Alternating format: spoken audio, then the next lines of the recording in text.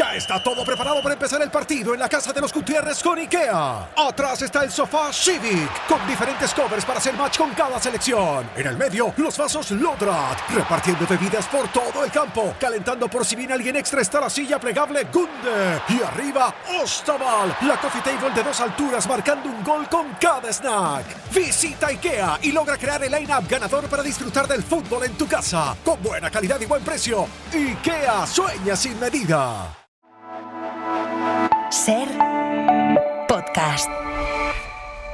Estás escuchando el Abierto de Hoy por Hoy. Cada día analizamos las noticias más relevantes de la actualidad, las claves políticas, económicas y sociales, con las voces de los protagonistas y los distintos puntos de vista de nuestros tertulianos.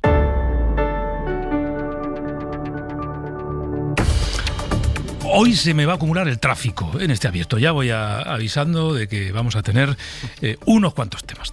Hemos convocado esta mañana a Carina Sainborg. Hola, Carina, bienvenida. Buenos días. Ya se estrenó con nosotros la semana pasada en este Hoy por Hoy de verano. José María Lasalle, buenos días. Buenos días. Yo me despedí de ti la semana pasada. Pero aunque solo sea por llevarme una contraria, has hecho bien en venir. He vuelto, Creo sí. que esta ya sí. Esta sí. Ya la semana que viene estoy fuera. Un placer, José María. Gracias por estar aquí. Y en Barcelona, Joan Subirats. Hola, Joan. ¿Qué tal? Buenos días. ¿Qué tal? Bueno, hoy es día grande para los futboleros. Vamos a hablar de fútbol, sí. Incluso es un día grande para los que no somos muy futboleros. En ese saco yo me meto. Es día de ponerse la radio a todo trapo, poner la tele pero quitar el sonido, y con la radio vibrar con Garrido, con Romero, con el equipo de deportes. Hoy hay que hablar de fútbol. Le hemos pedido a Manu Carreño, que está en Estados Unidos, que nos cuente esta mañana qué pálpito tiene. ¿Con qué pálpito llega el director del Larguero al partido de esta noche? Hola, Manu. Hola, Pedro. ¿Qué tal? Buenos días. Pues buenas madrugadas desde Dallas. Pues el pálpito que tengo es que vamos a ganar, porque no podemos tener otro distinto. Luego será lo que Dios quiera, pero ya hemos demostrado que a Francia le podemos ganar. Ya le ganamos hace 2 años. ¿Te acuerdas? En aquella semifinal también, con aquel golazo de Lamine Yamal, que ayer fue protagonista en la sala de prensa. Y yo creo que han llegado en buen momento al partido más importante de esta Copa del Mundo, ¿no? Ojalá que consigamos la victoria. Solo tengo una duda que veremos, la conoceremos a lo largo del día de hoy, si Pedri vuelve a la titularidad o repite con Rodri, Fabián y Dani Olmo. Vamos a ver si le da más importancia a la opción de que con Pedri tengamos más balón o que con Fabián tengamos un poco más físico y un poco más de presencia ahí en el mediocampo contra un centro del campo precisamente muy fuerte y muy físico como es el francés. Ellos evidentemente tienen más pegada que nadie, con Dembélé, con Mbappé, con Olris, con Doué, con Barcola. Pero creo que han ido claramente de menos a más. En eso me recuerdan a la España, a la selección del Mundial de 2010, que empezó bastante regular con las dudas y tal, y luego pues se metió en la final y acabó ganando a Holanda. Y la sensación es que, como te digo, no han hecho seguramente un partido redondo, no han hecho un partidazo estos que digamos, ¿cómo han jugado? Pues no, seguramente no lo han hecho, ojalá lo hagan esta noche. Pero sí que han competido muy bien, han demostrado que están preparados para jugar contra cualquier selección, que no hay nadie que tengamos la sensación de que son superiores a nosotros, aunque no hayamos hecho una Eurocopa, un Mundial con un juego como el de la Eurocopa, y por eso soy optimista y creo que vamos a ganar esta noche. Dicho lo dicho, cuando empiece a rodar, pues ya te contaré. Bueno, ojalá acierte Manu Carreño y esta noche ganemos. Quiero que saludemos a José Manuel Álvarez, ministro de Asuntos Exteriores. Ministro, muy buenos días. Muy buenos días. No sé si usted es o no muy futbolero, o nada futbolero. Soy futbolero y sobre todo cuando juega la selección española y cuando juega al nivel al que está jugando, que nos da alegrías y nos ilusiona cada vez que la vemos mucho más. Y yo esta noche, si este mundo tan complicado que tenemos me deja, intentaré sentarme lo que pueda delante del televisor y disfrutar, porque yo estoy seguro que vamos camino de otra alegría y de otra victoria. No sé si le ha tocado estas últimas horas, ministro, hacer de diplomático con el gobierno francés, si alguien le ha llamado o si usted ha tenido que llamar. Evidentemente hablo de todo el ruido generado por el artículo de Rajoy. Sí, mire, yo el domingo contacté a mi homólogo francés para trasladarle algo de lo que él era y es plenamente consciente, que esas cosas que dejó escrito el señor Rajoy, por supuesto, no es la posición del gobierno de España, pero sobre todo, y lo más importante, no es el sentir abrumadoramente mayoritario de los españoles. Y ayer coincidía que teníamos Consejo de Asuntos Exteriores, nos reuníamos todos los ministros de Asuntos Exteriores en Bruselas. Mi homólogo no pudo venir porque se quedó con su presidente para la coalición de voluntarios de Ucrania en Francia, pero sí hubo, evidentemente, el resto de ministros de Asuntos Exteriores y la delegación francesa numerosa, y estuvimos hablando con la delegación francesa francesa en ese mismo sentido, y estuvimos de acuerdo además en que hoy cada uno va con su selección, pero que también el fútbol pues vehicula unos valores de diversidad, de tolerancia, que es lo que hacen grande también, no solo a nuestras selecciones, sino a nuestros países. Nuestras selecciones también representan a nuestros países. Yo estoy muy orgulloso de que en la selección española haya españoles como Lamine Yamal o Nico Williams, que me hacen disfrutar y me dan alegrías con sus jugadas y sus goles exactamente igual que Mikel Oyarzabal o que Fermín o Fabián, como también que Laporte sea uno de los españoles que está llevando a España lo más lejos posible. Pues exactamente igual con la selección francesa. Son selecciones diversas. Eso es ser ciudadano hoy en día. Ministro, ¿en privado están tan enfadados como en público? Ellos comprenden y diferencian. Tengan en cuenta que es algo muy grave andar señalando quién es ciudadano de un país o quién es no. Y señalar por el color de la piel quién puede ser ciudadano o quién puede no serlo, encubre cosas no solamente hirientes para un país, sino muy, muy peligrosas. Mire, yo lo decía ayer, al final no podemos tolerar nada que ni de cerca ni de lejos encubra y lleve dentro de él el veneno del racismo y la xenofobia. Son enfermedades gravísimas del alma. Suelen ser una mezcla de estupidez y odio, pero precisamente por esa carga, por esa doble carga, son terriblemente corrosivas. Y al final lo que hacen es poner en peligro lo más precioso que tiene un país y una sociedad, que es la convivencia. Tenemos que proteger la convivencia. El racismo, la xenofobia, lo que hacen es ser corrosivas para esa convivencia. Y sobre todo, mire, que un gobierno tenga un choque diplomático pues nunca es bueno, pero entra dentro de las cosas que pues ocurren en el devenir de los países y de los gobiernos. Pero que el partido de la oposición vaya abiertamente al choque con un país, con este artículo de nada más y nada menos que un expresidente del gobierno de España, que boicoteen abiertamente y torpedeen la amistad con Francia, haciendo un absurdo y ridículo recurso de inconstitucionalidad que no existe más que en la mente del Partido Popular contra el primer tratado de amistad y cooperación con Francia, nuestro vecino, motor de Europa, principal socio comercial que tenemos en el mundo. Y eso en el norte, porque en el sur tienen posiciones abiertamente antimarroquíes y el Partido Popular sueña con volver al choque de Perejil en vez de esta extraordinaria etapa de amistad que tenemos con Marruecos.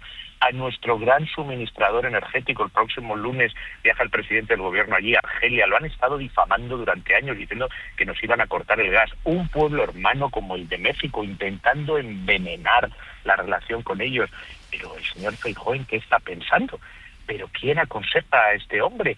¿En nombre de qué política exterior, de qué política de vecindad, de qué política europea va al choque con los vecinos del norte, con los vecinos del sur, con los pueblos hermanos de América Latina? Y esto lo hacen en la oposición. Imagínese usted si un día esta gente estuviera al frente del gobierno. Por eso es evidente que están absolutamente incapacitados para gobernar. Y no es una cuestión de no saber idiomas. Yo creo que es una cuestión de saber cuáles son los valores de los españoles, que son de tolerancia, de pluralismo, de diversidad, porque España es un país plural, porque España es un país diverso, porque España es un país tolerante. Es saber también dónde están nuestros intereses. Nuestros intereses están con el vecino del norte, que es un motor de la Unión Europea, que hay 1 millón de españoles que viven en municipios y en zonas transfronterizas, hay 330.000 españoles viviendo en Francia, 56.000 millones de exportaciones, el mayor socio comercial de España en el mundo es Francia. Miles y miles de españoles trabajan en grandísimas empresas francesas, como Renault, como Citroën, como Carrefour, como Decathlon. Es saber que nuestro socio del sur, Marruecos, es fundamental en la lucha contra las mafias que trafican con seres humanos, en la lucha contra el terrorismo, que es nuestro tercer socio comercial. Es también saber que otro gran amigo en el sur, que es Argelia, es nuestro gran suministrador energético. Es saber que México es un pueblo hermano. Uno no puede envenenar esas relaciones. Es que son, se lo digo muy en serio y le hablo sopeso mis palabras, como ministro de Asuntos Exteriores de España, son realmente un estorbo, el Partido Popular, para la política exterior de España. Están día a día intentando entorpecer la etapa más brillante de la política exterior de España en democracia, que es en estos momentos que tenemos una política exterior reconocida y aplaudida por el mundo entero, y tengo que estar sistemáticamente teniendo que explicar que el Partido Popular y la política exterior de España no tienen nada que ver y que ellos no representan no solo a la política exterior de España, sino que sobre todo no representan el sentir mayoritario del pueblo español, que es de amistad a Francia, a Marruecos, a Argelia y por supuesto de hermandad con todos los pueblos de América Latina y con México, por supuesto. Déjeme que le pregunte, ya que estamos mirando a Francia, y luego ya le trasladaré preguntas sobre otros territorios, ¿no? ¿Qué gana el Partido Popular siendo, no sé, antifrancés, que es un término que usted utilizaba ayer? Pues tendríamos que preguntárselo a ellos y decirles que qué ganan sobre todo los españoles que trabajan en Renault, en Citroën, en Carrefour, en Decathlon, en Michelin, que qué ganan los 330.000 españoles que viven en Francia, que qué ganan esas empresas que todos los días exportan 56.000 millones de euros a Francia. En fin, ¿qué ganan? ¿Qué gana el Partido Popular? ¿Por qué el Partido Popular cree que va a conseguir votos haciendo que España le vaya mal? No lo sé. Para mí es un enigma, pero desde luego dice muy poco de un partido que supuestamente aspira a gobernar, porque si hay una política de Estado, y yo le he tendido la mano 1000 veces al Partido Popular para que hagamos esa política juntos, es la política exterior. Mire, yo al señor Feijóo le daría un consejo. Hay momentos para ser oposición, muchos, pero también hay momentos para ser España. Y la política exterior es un momento para ser España. Cuando España va a jugar la semifinal de un mundial y es un momento de unidad nacional, ese es un momento para ser España, no para envenenar la relación con nuestro gran vecino del norte, nuestro gran amigo, un motor de la Unión Europea, un gran socio comercial. Entonces, eso es algo que el señor Feijóo debería de comprender, y eso lo puede entender cualquiera. Hay una norma en política exterior que es tener las mejores relaciones con sus vecinos. No entiendo por qué el señor Feijóo y el Partido Popular creen que la norma en política exterior es chocar con tu vecino. No lo sé. Desde luego, ya le digo al señor Feijóo que pierda toda esperanza. Mientras yo sea ministro de Asuntos Exteriores, vamos a seguir teniendo, como tenemos en estos momentos, las mejores relaciones de nuestra historia en democracia, tanto con nuestro vecino del norte como con nuestros vecinos del sur. Dos cosas más, y no le quito mucho más tiempo. Argelia, usted ha mencionado el próximo viaje, creo que es el día 20, bueno, la semana que viene en todo caso, del presidente Pedro Sánchez allí, a Argelia. ¿Supone esto que las aguas de las relaciones bilaterales se han vuelto definitivamente a su cauce? ¿Se acabó la crisis bilateral? Sí, por supuesto. Yo estuve no hace mucho tiempo también en un viaje en Argel, tuve el honor de ser recibido y lo recibí como un signo fuerte de amistad hacia el gobierno y hacia España por el presidente argelino Tebboune. Yo agradecí mucho esa audiencia que me concedió. Tengo una extraordinaria relación con el ministro de Asuntos Exteriores de Argelia, Ahmed Attaf. Sí, por supuesto. Y yo siempre, en todo momento he reconocido a Argelia algo que el Partido Popular le ha negado de manera completamente espuria. Argelia es un suministrador energético fiable, pero mucho más allá de eso, es un gran amigo de España. Es un país socio de primer nivel de España, y ese es el espíritu con el que tenemos esas relaciones con Argelia. Ha mencionado Marruecos, hay un periodista, Lilin Rabet, él vive en España, vive en Barcelona, está detenido en Marruecos desde hace unos días. ¿Van a elevar ustedes alguna queja? ¿Han pedido información? ¿Se han dirigido a ese país?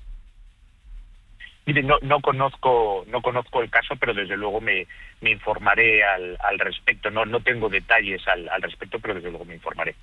Y una última cosa. Hoy se firma definitivamente el acuerdo entre la Unión Europea y el Reino Unido.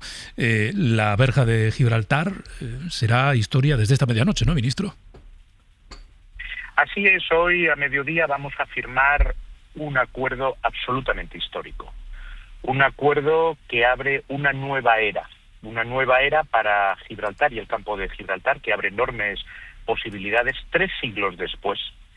Gibraltar y el campo de Gibraltar se van a volver a dar la mano a partir de las 0 horas de mañana con este acuerdo histórico que vamos a firmar hoy aquí en Bruselas, donde me encuentro. Cierra el Brexit también. Este era el último pieza del puzzle del Brexit. Hoy se cerrará con la firma de este acuerdo definitivamente el Brexit y abre también una nueva era en la relación bilateral entre España y el Reino Unido y entre la Unión Europea y el Reino Unido. Al final es un acuerdo entre la Unión Europea y el Reino Unido y completa perfectamente esas extraordinarias relaciones de vecindad que hemos diseñado en los últimos años, con una enorme amistad con Marruecos y Argelia, con ese tratado de amistad que a pesar del Partido Popular va a salir adelante con Francia, nuestro gran socio comercial en el mundo, y también con una nueva era, 3 siglos después, gracias a ese tratado histórico entre Gibraltar y el campo de Gibraltar. Pues José Manuel Álvarez, ministro de Exteriores, gracias por habernos atendido esta mañana. A ustedes, muy buenos días. Gracias y buenos días. Él está en Bruselas, donde sí se firma hoy ese acuerdo definitivo. Va a ser un asunto al que nos vamos a dedicar sobre todo mañana, porque mañana ya la verja habrá desaparecido en Gibraltar y en el campo de Gibraltar se habrá abierto una nueva etapa histórica. Bueno, hacemos un pequeño alto en el camino y entramos ya en la tertulia.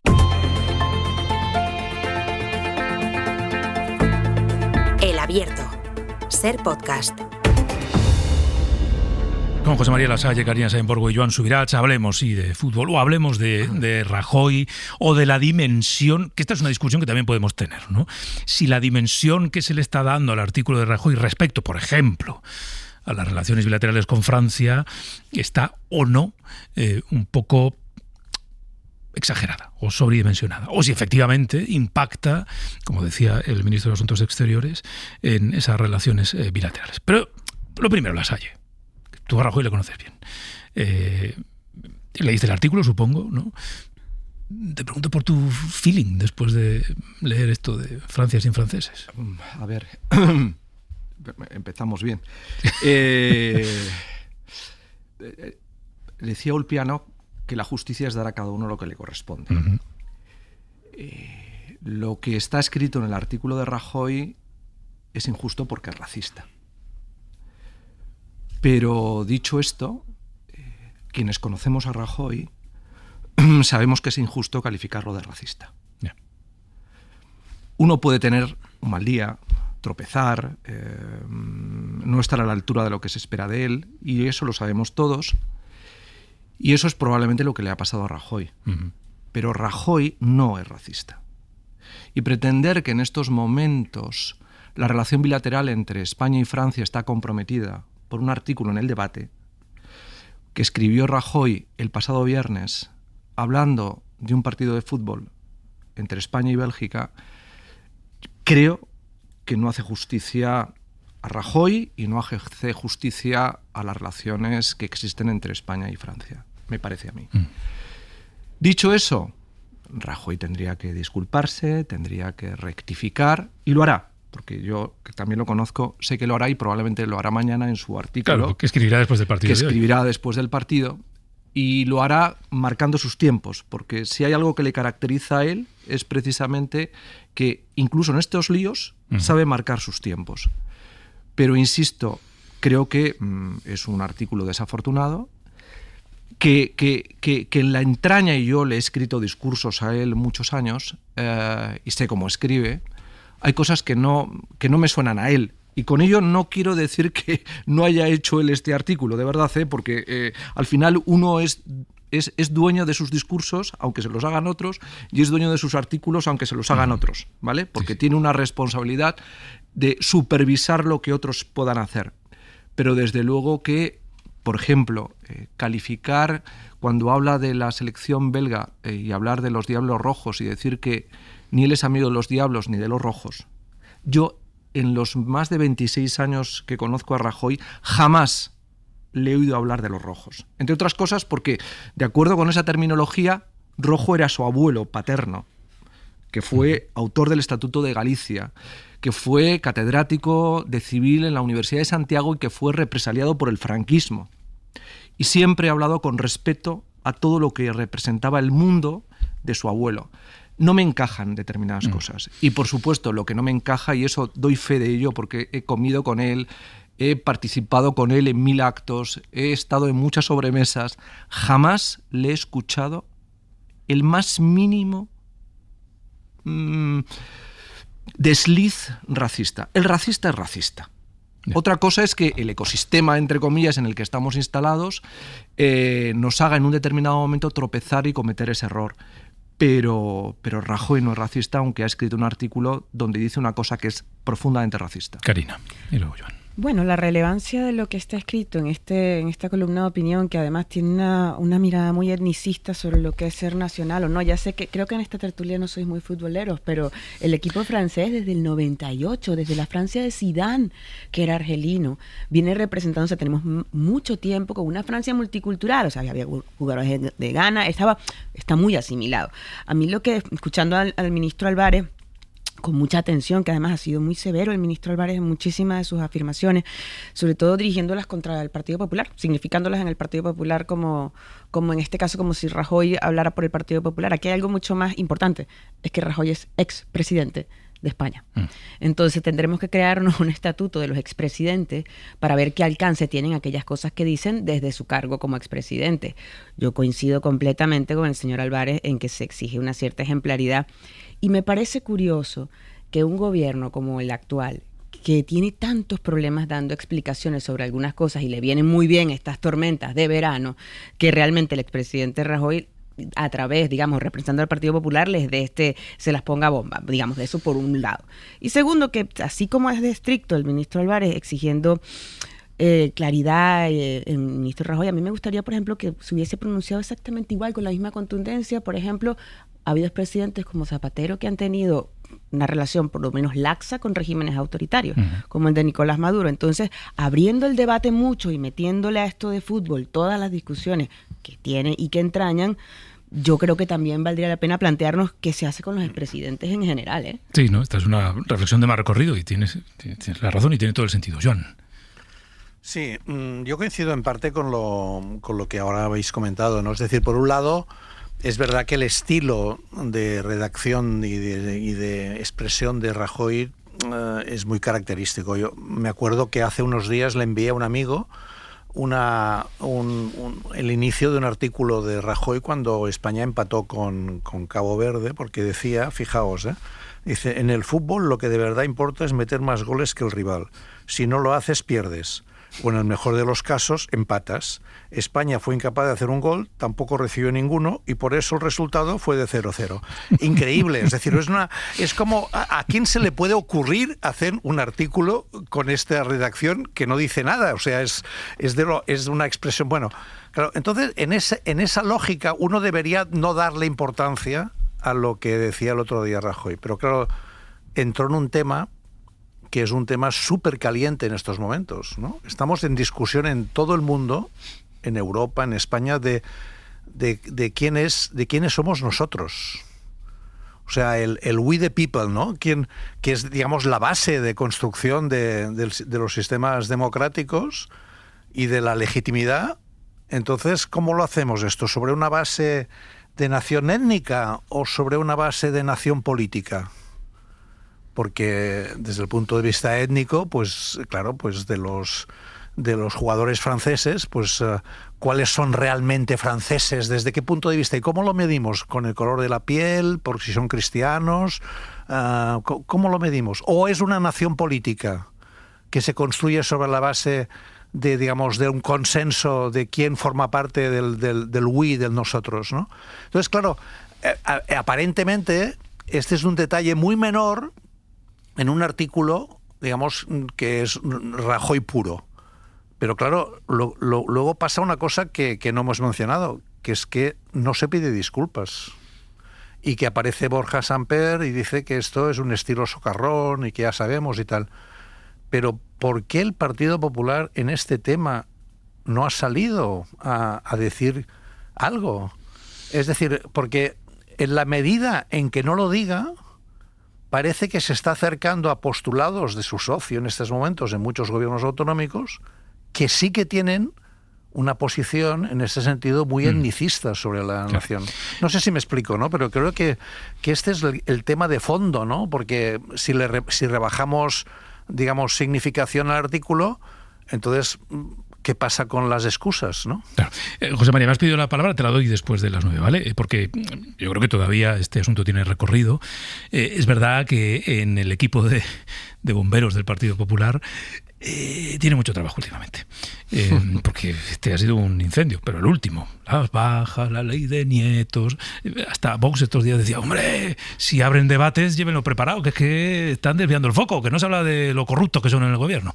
Ya está todo preparado para empezar el partido en la casa de los Gutiérrez con IKEA. Atrás está el sofá Civic, con diferentes covers para hacer match con cada selección. En el medio, los vasos Lodrat, repartiendo bebidas por todo el campo. Calentando por si viene alguien extra está la silla plegable Gunde. Y arriba, Ostaval, la coffee table de 2 alturas marcando un gol con cada snack. Visita IKEA y logra crear el line-up ganador para disfrutar del fútbol en tu casa. Con buena calidad y buen precio. IKEA, sueña sin medida.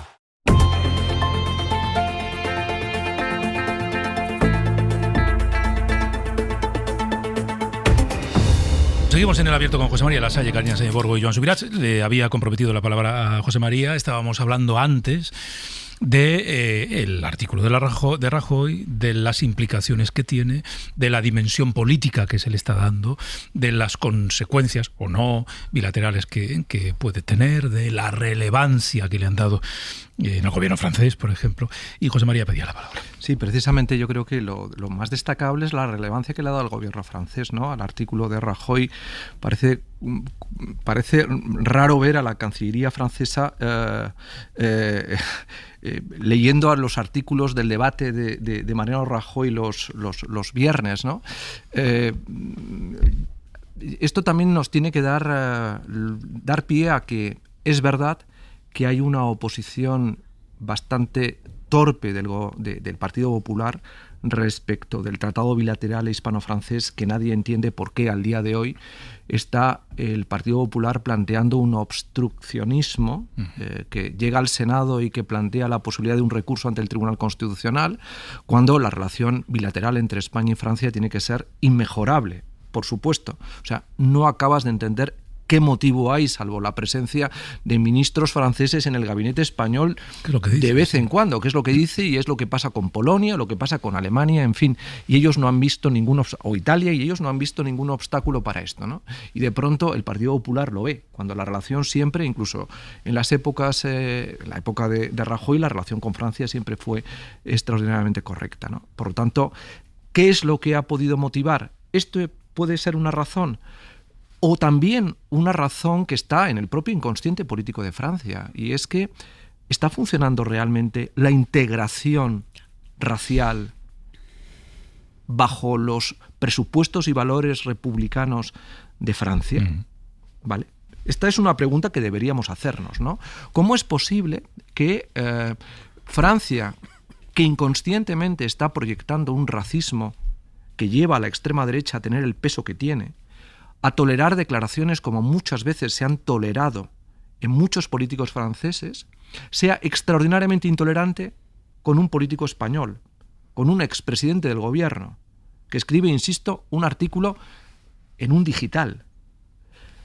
Esto es lo que deberíamos plantearnos también, la mala conciencia que opera republicanamente en el inconsciente colectivo de Francia, y particularmente en la política. Porque ni en la academia, ni en Sciences Po, ni en Saint-Cyr, ni en ninguna de las instituciones emblemáticas de Francia, de la Francia republicana, se produce la integración. Y esto deberían los franceses, lo hacen, porque son muchos los que académicamente, en tertulias, en periódicos, denuncian esa falta de integración. Pero sí opera en el fútbol. Claro, este también es un debate político que deberíamos poner sobre la mesa si queremos sacar capas en el debate que está sobre la mesa, ¿no? Sí, sí. Pero hablando de capas, justamente la propia actualidad nos pone en bandeja esta conversación. Realmente, ¿qué tan integrada está la idea de una ciudadanía cívica? Porque en la misma conversación con el ministro de Exteriores, digamos, estaba denunciando de una manera muy apasionada y muy vehemente el ir contra los ciudadanos franceses, pero el conductor de este programa, el presentador, le ha preguntado por la situación del periodista independiente, que, además de origen marroquí, francés, además, que está detenido, siendo una voz independiente. Entonces, me refiero a la desinformación, vamos a llamarla desinformación, no me voy a referir a desinterés, pero claramente la conversación ciudadana pasa por todos los escenarios, desde la exaltación identitaria del fútbol, que pinta mucho, o sea, ser un mal español, Rajoy está siendo un mal español, pero claramente aquí lo que hay es un elemento identitario. En cambio, por ejemplo, en discusiones de protección a ciudadanos en otras circunstancias, nuevamente se vuelve a caer el discurso, porque realmente el señor Ali Labnet es franco-marroquí. Entonces, y residente en España. Claro, y residente, vive en Barcelona. Entonces, hay lo que me inquieta es la estridencia. Para unas cosas mucha urgencia, insisto, y para otras no tantas, ¿no? Joan. Sí, pero esto lo que destaca es que el tema es un tema sensible, ¿no? Lo que decía ahora, lo que se comentaba ahora en relación a la falta de integración, digamos, en las élites en Francia de las instituciones de Sciences Po, de l'ENA, podríamos repetir. Bueno, esto también ocurre en nuestro país. Si tú comparas la proporción de inmigrantes que tiene este país y la presencia de estos inmigrantes en muchos órganos, por ejemplo, incluso en la propia administración pública. No digo en la posición de funcionarios, porque tienes que tener nacionalidad española, pero incluso en los laborales, los empleados laborales. O sea, hay una desproporción muy notable, ¿no? Y normalmente las administraciones públicas tendrían que intentar acercarse y aproximarse en su composición, tanto de género como de origen, a lo que es la población, porque esto permite una relación también con las instituciones mucho mejor. Es decir, esto es un problema que hay en todas partes, y es verdad que en Francia, que nos llevan más tiempo, está el problema de las segundas generaciones y las terceras generaciones, etcétera. Vale, muy bien, de acuerdo. Este es un problema en general en toda Europa, y no es extraño que hace muy poco en el Parlamento Europeo se gritara que devolvieran a los inmigrantes a sus países. Se gritaba en el Parlamento Europeo, ¿no? Cuando se votó los temas vinculados a los temas de inmigración. Realmente estamos en un debate muy, muy de fondo sobre lo que antes yo comentaba, sobre a qué nos estamos refiriendo en la composición de aquellos que consideramos compatriotas, que son ciudadanos y que tienen el derecho a tener derechos, ¿no? Que decía Hannah Arendt, ¿no? El derecho a tener derechos. ¿Quién tiene derecho a tener derechos? Históricamente hay todo ese debate de si son los que el ius sanguinis, ¿no? Son hijos de aquellos que eran nacionales, o el ius solis, ¿no? Son aquellos que nacen, ¿no? Que ahora Trump estaba a punto de cargarse este tema y el Tribunal Supremo lo impidió. Y cada vez más lo que estamos viendo es que el ius domicili, ¿no? Podríamos decir, el hecho de residir es el que da derechos. El padrón, empadronarse en muchas ciudades es lo que tiene acceso luego a sanidad, a educación, a muchas cosas. Es decir, detrás de la palabra del artículo, aparentemente, digamos, lo que se decía antes del digital, que tenía poca significación y tal, de Rajoy, pero detrás ha tocado un tema de una sensibilidad brutal y ha hecho estallar, como se decía ahora, al gobierno francés, a ministros del gobierno francés sobre este tema, porque es un tema sobre los cuales hay mucha sensibilidad. Y aquí también, y en el resto de Europa también. Y insisto en este tema. Si esta es la situación, ¿cómo es que el Partido Popular no ha salido, digamos, bajando el tono, excusándose al cabo de pocas horas, diciendo que ya se sabe cómo Rajoy, etcétera, etcétera, y intentando reducir la significación? ¿Lo ha hecho porque ha medido mal el impacto y a lo mejor pensaba que si no decía nada esto se acabaría olvidando? ¿O lo ha hecho, o no lo ha hecho porque esto le apartaba de una posición cercana a Vox en estos temas? Esta es una cuestión muy de fondo. Bueno, José María, y cambiamos de tema. Sí, a ver, estoy totalmente de acuerdo que estamos ante un debate que simbólicamente opera sobre el inconsciente colectivo de toda Europa, porque uno de los problemas que tiene Europa, que ha sido un problema histórico, es su racismo. Pero Francia, debajo de un discurso republicano, ha escondido también un racismo extraordinario. Y el fútbol se ha convertido en una presunta válvula de escape de integración, porque se han jactado de tener 70 nacionalidades en la Liga Francesa, lo cual pone de manifiesto un gran pluralismo. Sí, pero solo en fútbol, ¿no? Pero claro, mi pregunta es, ¿y en el resto? Que es lo mismo que nos sucede aquí en España. Es decir, lo comentabas hace un momento, Joan, es decir, ¿dónde está de alguna manera la presencia de, de los descendientes de inmigrantes que llevan ya muchos años viviendo en nuestro cuerpo diplomático, por ejemplo? ¿Cuántos diplomáticos hay que no tengan un origen europeo, entre comillas, en estos momentos? ¿Cuántos hay? Y hay una preocupación por parte del Ministerio de Asuntos Exteriores por hacer lo que se ha tratado de hacer con respecto a el problema de género que tenía el Ministerio. ¿Cuántos abogados del Estado? ¿Cuántos jueces? ¿Cuántos fiscales? Es más, ¿cuántos policías locales? ¿Cuántos guardias civiles? ¿Cuántos policías nacionales vemos, incluso después de tantos años de presencia latinoamericana, que sean de origen latinoamericano, por así decirlo? Es decir, este es un problema. Como es un problema que nadie se había planteado jamás, ¿qué pasa con los descendientes de nuestros moriscos que no tengan un reconocimiento como han tenido los sefardíes? Es decir, hay una serie de temas en nuestro inconsciente colectivo que es muy fácil ver en otros y que, sobre todo, en una guerra política como la que estamos viviendo en estos momentos, hace que valga todo.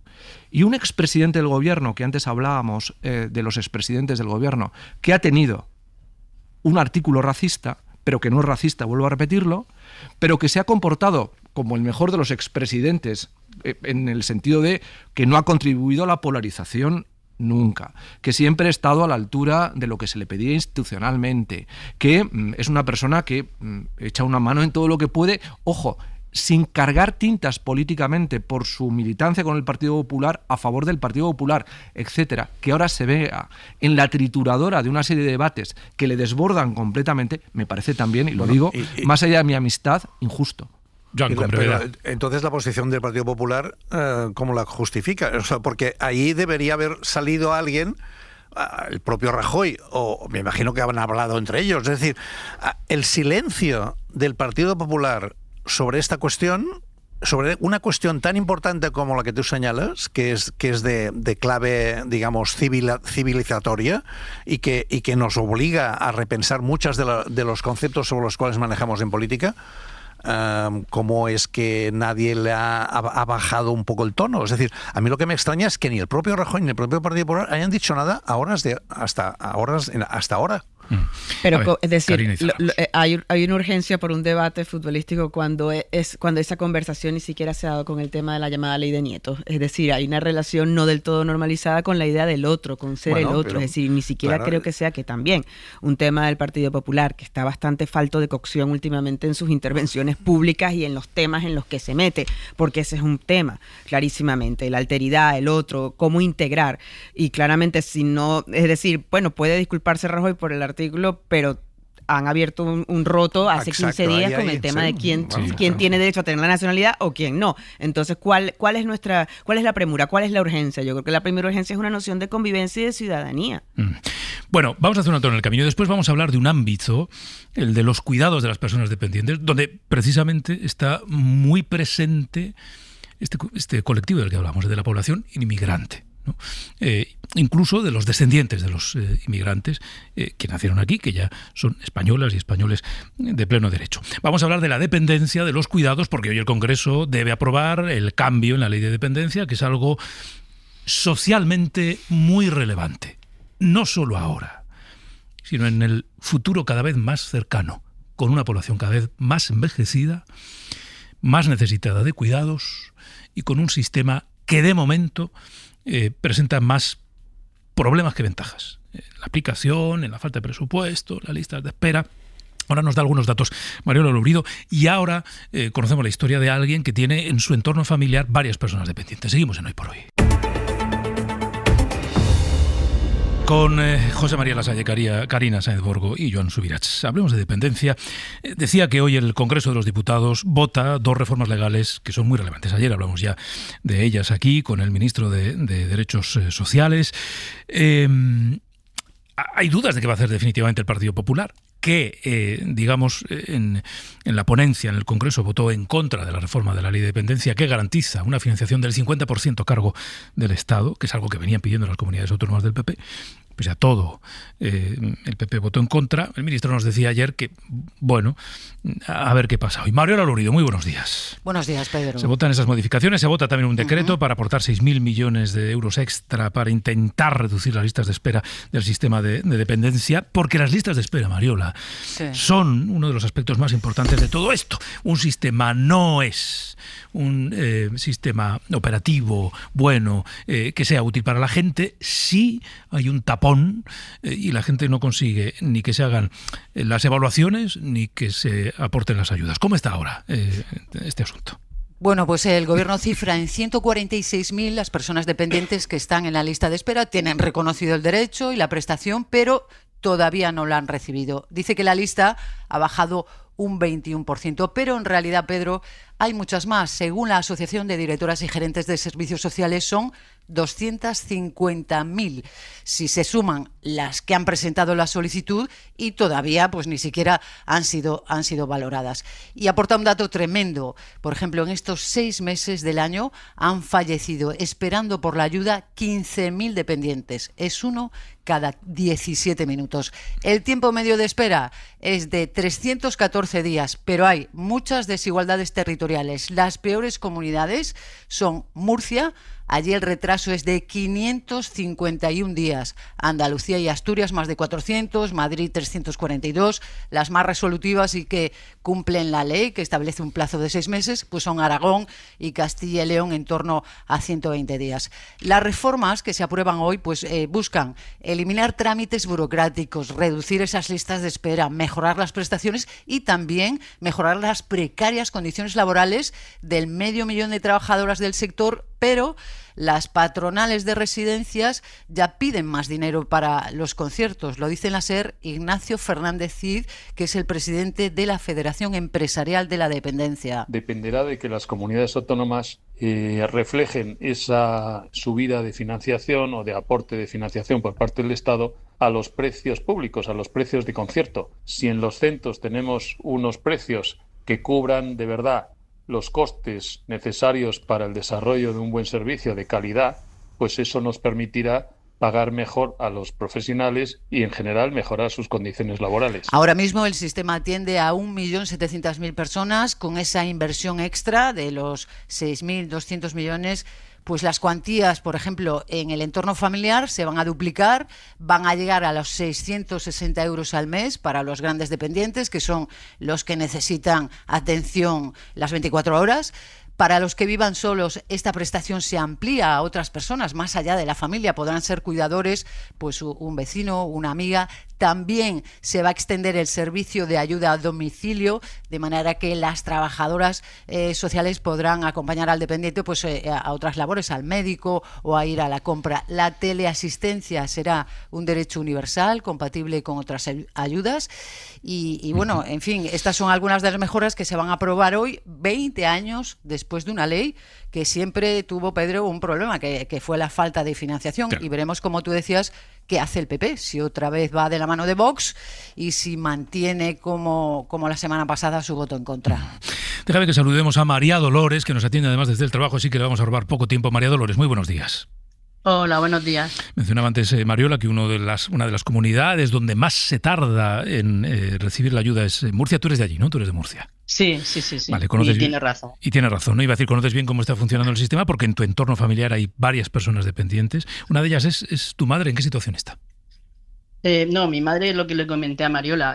Ella más o menos es una de las personas que va con su andador, se puede, entre comillas, tenemos que ayudarla para bañarla y tenemos que ayudarle en muchas cosas. Ajá. Pero sí que es verdad que conozco muchos casos que están peor que ella, pero es que ya llevamos, se tiran 6-7 meses y casi un año algunos casos de que estamos echando papeles después de echar todos los papeles que te piden, porque te piden una infinidad de papeles, luego casi un año de espera para ir a valorarla. Claro.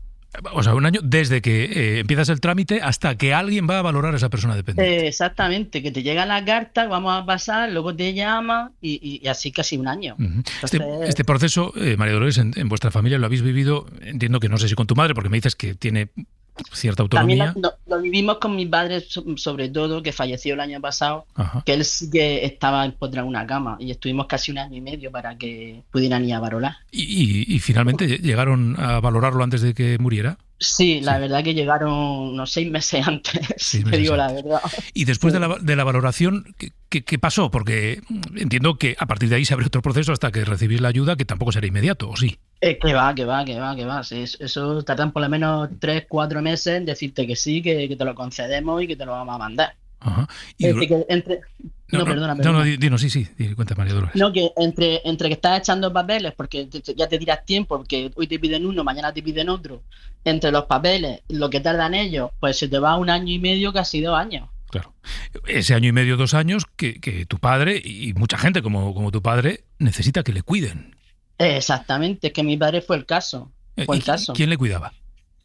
Pues estaba mi madre y mi hija.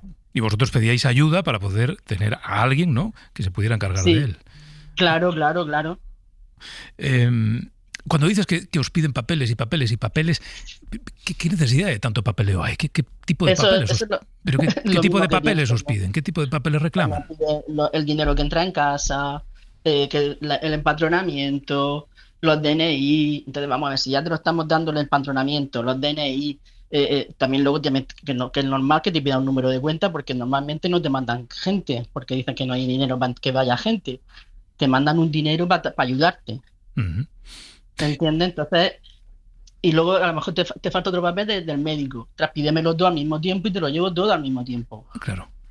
Y si ustedes se dirigían a la administración a preguntar, oiga, ¿qué está pasando? Han pasado 6 meses y no sé nada, ¿le respondían? ¿Le decían algo? Claro, llamaban por teléfono y no daban largas. Pero como a mí, a muchos vecinos. Es decir, que no solamente en mi caso, es que aquí en Murcia, sobre todo, es donde más tarda. Ya también tengo un nieto que también están tardando, que tiene una pequeña discapacidad también. Entonces, como que, en serio, en todas las comunidades van antes, entre comillas, y aquí en Murcia es como que 1 año. Y es como que parece que se están esperando que fallezca el familiar para no dar dinero, para no mandar a la persona. Que supongo que eso ocurrirá en no pocos casos. En el caso de su padre, la valoración le hicieron antes de que muriera, pero estoy convencido tuvimos la suerte de que habrá no poca gente que sus seres queridos fallezcan antes de que sean evaluados.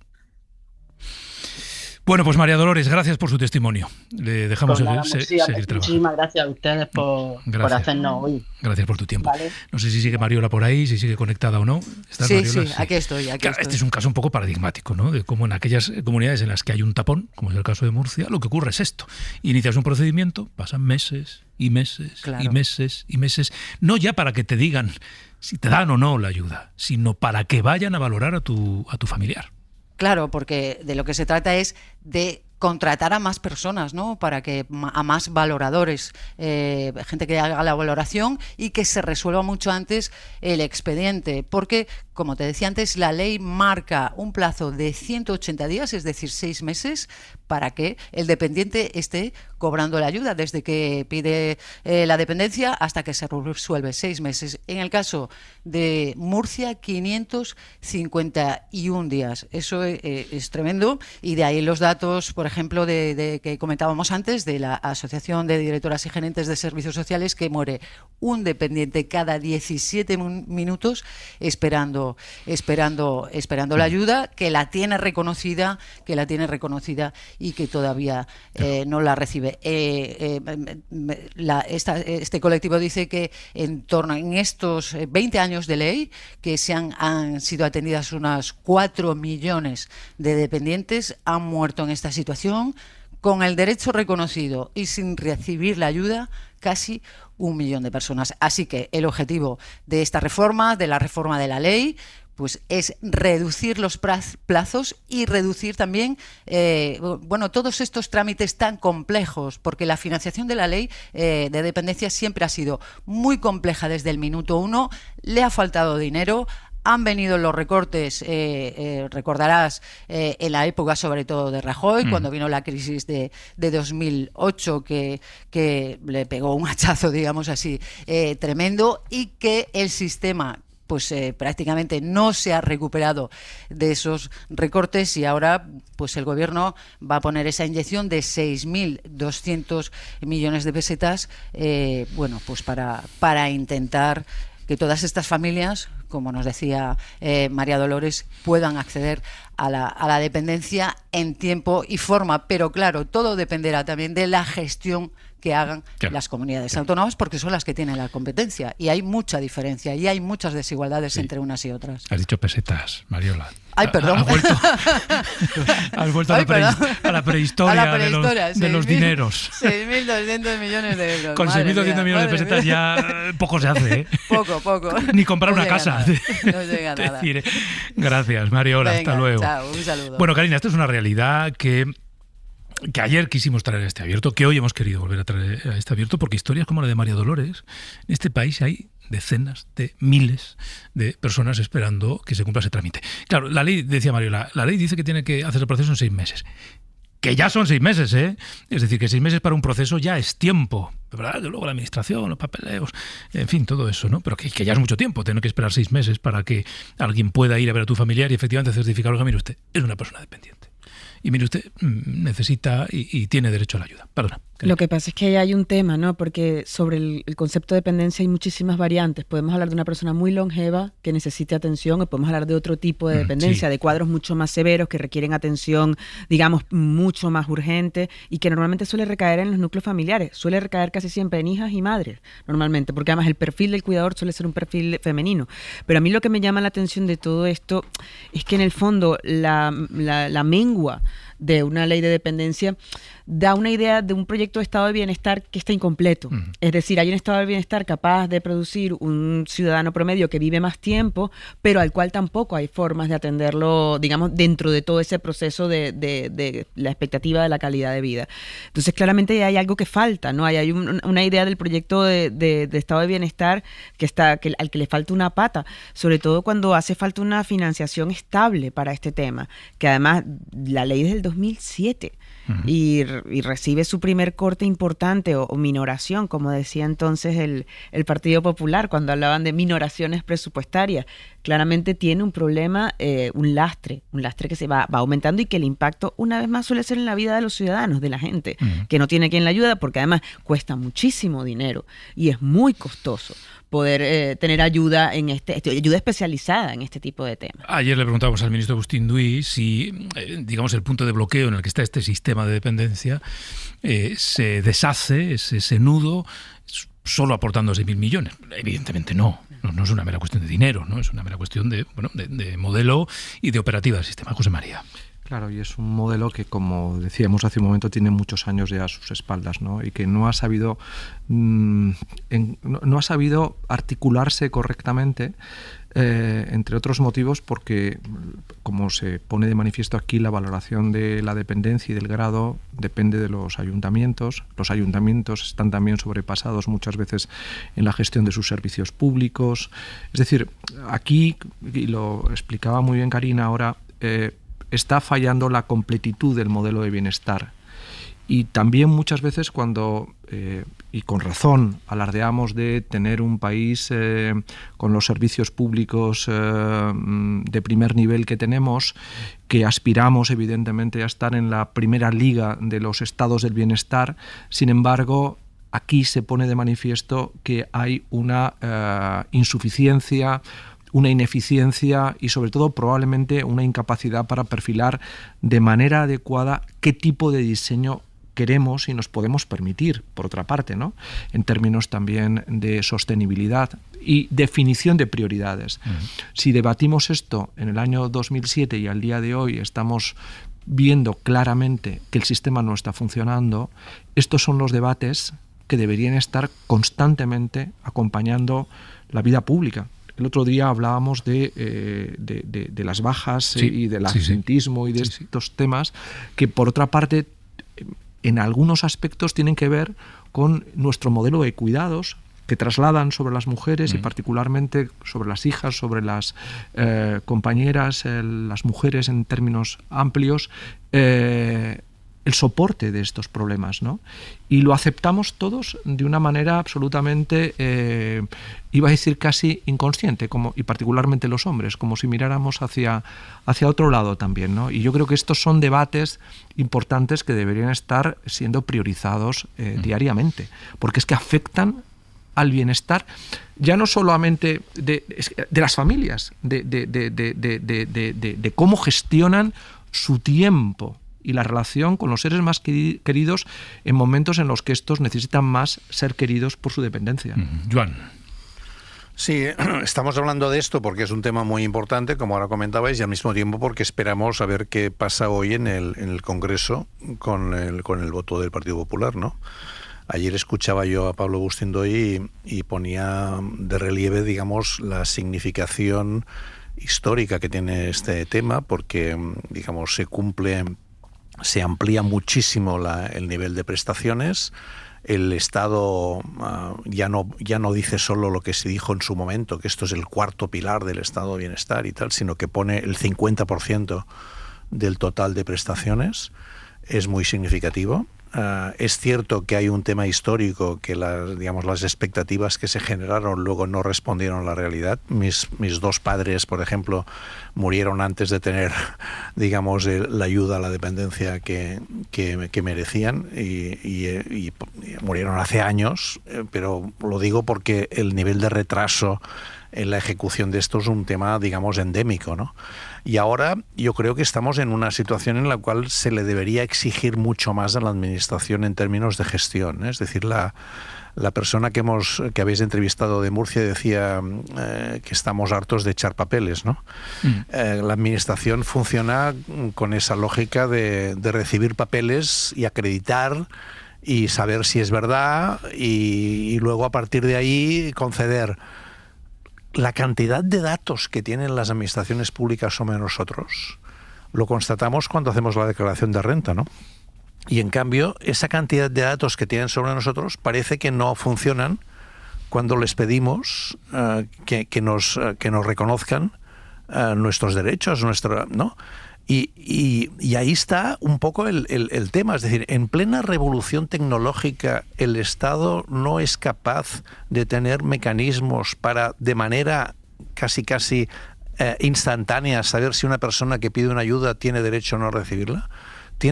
Necesita los papeles, que le echen los papeles para poderlo aprobar. Yo creo que ahí está un tema muy importante, sobre todo entendiendo que de lo que estamos hablando es un tema que va a crecer enormemente. O sea, de hecho esta ley está de alguna manera intentando gestionar lo que va a ser el crecimiento de una gran parte de la población que va a situarse en una zona de crónicos y que necesita un tipo de tratamiento y de trato sociosanitario en el cual el que recibe ahora es obsoleto, porque o bien depende de las familias directamente que se tienen que espabilar solas a poderlo hacer, básicamente las mujeres, como decíais ahora, o un modelo de residencia que es también obsoleto desde muchos puntos de vista. Por lo tanto, es un tema importantísimo.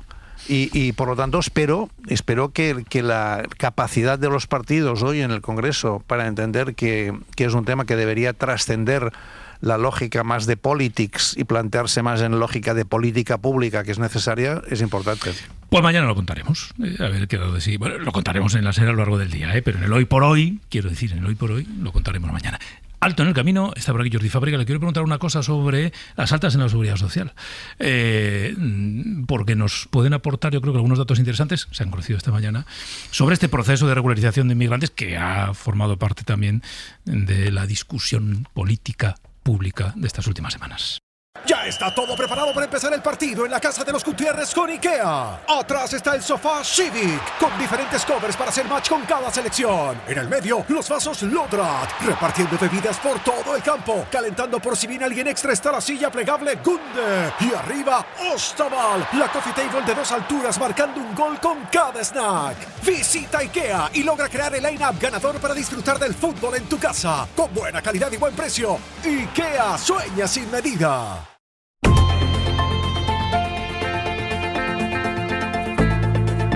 Abierto. Ser Podcast. Jordi Fábrega, buenos días. ¿Qué tal? Buenos días. Hoy se han publicado datos de afiliación a la Seguridad Social y queríamos hacer el ejercicio de cruzar esos datos con el proceso de regularización extraordinario de inmigrantes, ¿no? Porque a través de la afiliación se pueden extraer algunas conclusiones. Por ejemplo, ¿cuántas personas, viniendo de ese proceso de regularización, se han afiliado a la Seguridad Social? Hasta el 30 de junio, ¿no? Estamos hablando de los datos del mes pasado. Sectores también, ¿no? Sí. Y alguna nacionalidad. Exacto. Lo que ha publicado hoy Seguridad Social es la afiliación de extranjeros en el último mes, y de ahí es de donde podemos extraer estos datos. En lo que publica Seguridad Social vemos que a 30 de junio, ese día, a finales del mes pasado, se habían afiliado 159.097 extranjeros como consecuencia del proceso de regularización. Estos eran los que, digamos que no tenían documentos para trabajar, y a 30 de junio los habían conseguido, tenían esa autorización provisional después de haber presentado la solicitud para regularizar su situación. Son trabajadores que en su gran mayoría, en un 87%, se han dado de alta en el régimen general, es decir, no como autónomos. Uh-huh. De ellos, hay casi 39.000 que trabajan en hostelería, 20.000 en comercio, es decir, aquí tenemos 60.000, prácticamente un tercio. Hay otros 19.000 que se han dado de alta como afiliados en actividades administrativas y otros 18.000 en la construcción. Si miramos el total de trabajadores extranjeros, hay algún detalle más que nos puede dar pistas sobre de dónde vienen estos trabajadores que se han incorporado al mercado laboral a través de este proceso de regularización, porque vemos que la afiliación de colombianos ha crecido en el último mes de media. Esto no es el dato del 30 de junio, sino la media en el mes de junio. Los colombianos han aumentado un 9%. La afiliación. Hemos ganado 14.000 trabajadores colombianos en un mes. También hemos ganado 8.000 afiliados de Perú, un 7% más en un mes. Estas son las dos nacionalidades no europeas que más han incrementado su afiliación en el último mes, según estos datos de Seguridad Social. Decir que, en total, el número de trabajadores extranjeros afiliados a la Seguridad Social ya supera los 3.400.000, y eso quiere decir que un 15,4% de todos los afiliados son ya extranjeros. Claro, pues ahora coge ese 15% y le dice, no puedes trabajar. No puedes trabajar. No. Bueno, te diría algo más. Coge a estos 159.000 ciudadanos extranjeros que se han beneficiado de este proceso de regularización y que, hombre, uno puede sospechar que ya estaban trabajando. ¿No? Claro. Quiero decir, que ya eran mano de obra en este país, que ya los necesitábamos en su puesto de trabajo. Se supone que gran parte de ellos, o bueno, no sabemos el porcentaje exacto, vienen de trabajos que se están aflorando y que vienen de la economía sumergida. Claro. Entonces, bueno, cogemos otros 150.000 y decimos, mira, no. Pues tenéis que seguir trabajando en la economía sumergida o no podéis trabajar. Quiero decir, estoy haciendo esta pequeña caricatura tendiendo al discurso más extremo, ¿no? Voy a ir más allá. Coja usted ahora, señor o señora del discurso extremo, a estos 39.000 afiliados en hostelería y dígales que no. Y luego se va usted al chiringuito de la playa y pide que le atiendan. Mira, mirando por sectores, del total, ahora mismo el 31% de los trabajadores de hostelería son extranjeros. En construcción son el 26%. En la agricultura son prácticamente el 29%, y tenemos algunos sectores más como, por ejemplo, el de actividades, perdona, que lo estoy mirando aquí sobre la marcha, el de actividades administrativas, donde son el 19%, que son sectores donde superan ese 15% que es la media. Los datos explican cosas. Nada que usted no sepa a través de algo tan básico como su propia experiencia, ¿no? Con lo que ve en la calle, en el comercio al que va, en el bar al que va, en fin, en la oficina, en la tienda a la que va. Karina. Bueno, aquí hay un tema real que es, bueno, cómo proyectar el impacto migratorio en la parte de los servicios y de comercios, clarísimamente, pero también creo que hay, aparte de una lectura económica, porque claramente tiene que estar regularizado quien está trabajando para que esto tenga sentido, es también los mecanismos de regularización en otros rubros de la vida cotidiana. Por ejemplo, hay muchísimos estudiantes de medicina y muchos médicos también, que podían incorporarse a través de un sistema también de homologación de títulos. Es decir, siempre tengo la sensación de que cuando estamos hablando de una masa laboral migrante, siempre la proyectamos necesitamos en determinados sectores, que claramente que son necesarios, muy necesarios, y son urgentes para dar servicio a otros ciudadanos, pero no sé hasta qué punto es una concepción mucho más amplia, y estamos hablando de los que están dados de alta en la seguridad social, pero ¿cuánta cantidad de autónomos también no hay en esa circunstancia, en esa situación? Es decir, una mirada más amplia que nos permite entender que en un conglomerado ciudadano hay muchos otros casos, hay muchas otras perspectivas. Joan. Sí, lo que decía ahora Karina tiene toda la razón. Es decir, hoy creo que estaba leyendo que el 10% de los médicos en Cataluña son de origen, que están atendiendo en los centros de primaria, en los hospitales, son extranjeros, el 10%, ¿no?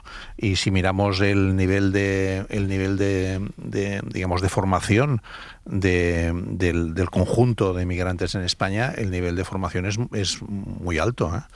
Y por lo tanto, en muchos casos hay procesos de sobretitulación, es decir, que personas que podrían estar desempeñando otros trabajos hacen los trabajos que encuentran también, ¿no? Es decir, es evidente que estamos hablando de un cambio enorme, ¿no? Si lo relacionamos incluso con lo que decíamos antes, cuando hablábamos del tema de la dependencia, ¿no? Y el aumento, digamos, de la pirámides de edad, ¿no? El alargamiento, por fortuna, de la vida y la mejora de la calidad de esta vida también tiene mucho que ver con que haya personas que puedan sustituir y puedan ayudar a esos procesos, porque el nivel, digamos, de crecimiento demográfico propio del país no resiste con este cambio drástico, ¿no? Por lo tanto, estamos hablando de algo que como comentábamos antes, ¿no? Cuando relacionamos los hechos, la economía, las necesidades con los elementos más simbólicos de quién forma parte del cuerpo político, quién es ciudadano, quién tiene derecho a derechos, no deberíamos hacer una cesura en esta situación, ¿no? Y entender que una cosa nos lleva a la otra, ¿no? Y que esta es una relación que la tenemos que completar, porque si no estaríamos hablando de procesos de exclusión que nos llevarían a situaciones, digamos, totalmente contradictorias con los valores que un sistema democrático, digamos, defiende, ¿no? José María. Sí, eso.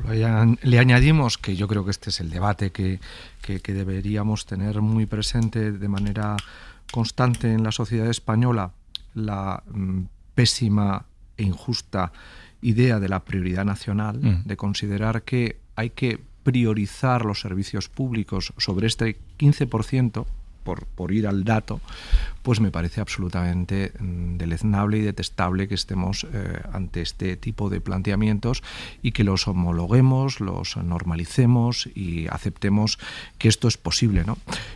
Y yendo a lo que decía Karina, y yo estoy muy de acuerdo, es penoso que al día de hoy no hayamos sido capaces de resolver el problema de la homologación de los títulos, especialmente con los países latinoamericanos. Yo me voy ahora a dar clases, seminarios de doctorado, conferencias a varias universidades latinoamericanas y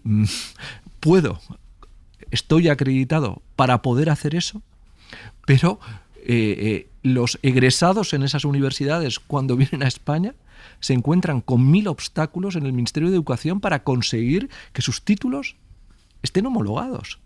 O sea, me parece algo absolutamente kafkiano, o sea, algo que deberíamos ser capaces de revisar, porque entre otras cosas haríamos posible que mucha parte de ese talento que tiene una sobretitulación para los puestos de trabajo en los que están, podrían volcarse sobre el ámbito profesional para el que están perfectamente acreditados y en fin, ellos mismos plantean esa reclamación de manera constante y ya no sé cuántos años tenemos este problema que no acabamos de resolver, y no creo que sea tan complicado, porque quienes vamos allí podemos dar clases, pero quienes vienen de allá no pueden tener su título homologado.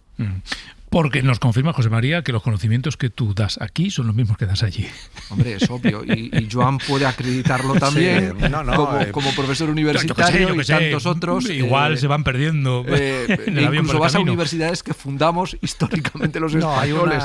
O sea que es todo como kafkiano, ¿no? Hay un problema de que hubo un momento en que, digamos, el sistema es un sistema digamos, administrativo. Antes hablábamos de esto, ¿no? De lo de echar papeles, ¿no? Es un sistema administrativo que tiene unos procesos excesivamente largos, totalmente.